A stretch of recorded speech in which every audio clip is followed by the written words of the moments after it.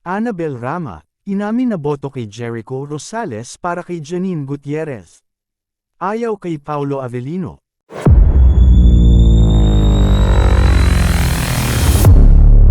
Si Annabel Rama ay nagpahayag ng kanyang suporta para sa relasyon nina Jericho Rosales at Janine Gutierrez sa isang kamakailang ulat mula sa Abante, na nagdulot ng bagong usapan sa social media.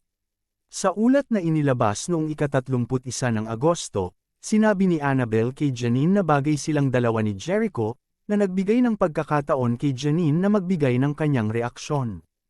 Ayon sa ulat, nagbigay ng komento si Annabel na parang maganda ang pagkakasama ni Jericho at Janine. Ang pahayag na ito ay tila nagbigay ng inspirasyon kay Janine na linawin ang kanilang sitwasyon. Ayon kay Janine, patuloy pa ring nanliligaw sa kanya si Jericho sa kabila ng mga pahayag ni Annabel. Sabi ko kay Janine, bagay sila ni Jericho. Sabi niya, nanliligaw pa lang. Sabi ko naman, bakit nanliligaw pa lang? Magka-holding hands sila, ha? Ayon kay Annabel, dagdag pa ni Annabel, sa kabila ng kanilang relasyon, nagbigay siya ng opinyon ukol sa mga nakaraan na koneksyon ni Janine. Binanggit ni Annabel si Paulo Avellino, na dati nang naiugnay kay Janine. Ipinakita niya ang kanyang opinyon na mas mainam si Jericho kumpara kay Paulo dahil sa pagiging mas mature at seryoso nito. Mas okay si Jericho kumpara kay Paulo dahil mas mature na siya. Mas seryoso na, dagdag ni Annabel sa kanyang pahayag.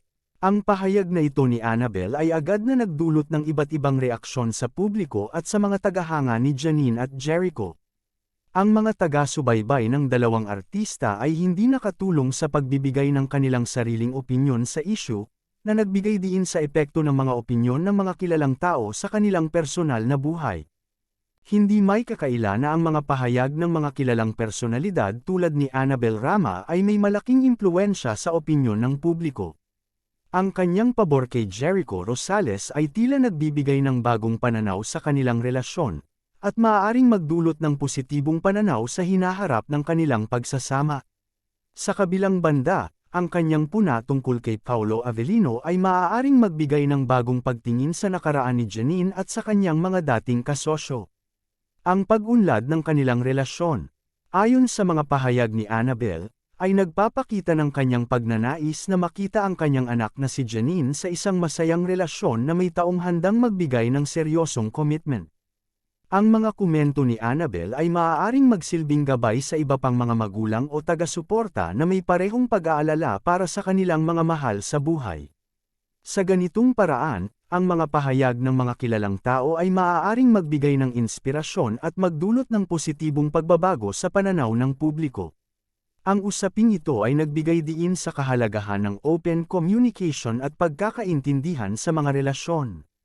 Ang pag-uusap tungkol sa tunay na estado ng kanilang relasyon, tulad ng ginawa ni Janine, ay maaaring makatulong upang malanawan ang mga pagdududa at hindi pagkakaintindihan na maaaring lumitaw. Sa huli, ang tunay na kaligayahan at tagumpay sa relasyon ay nakasalalay sa kanilang kakayahang magtrabaho at magkaintindihan bilang magkapareha.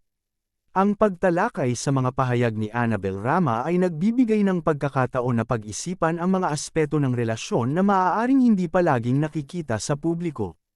Sa kabila ng mga pahayag at opinyon ng iba, ang tunay na pag-unawa sa relasyon ay nagmumula sa kanilang sariling karanasan at pakikipag-ugnayan. Ang mga pahayag ni Annabel ay isang paalala na ang mga personal na relasyon ay mas komplikado kaysa sa kung ano ang nakikita sa panlabas na anyo.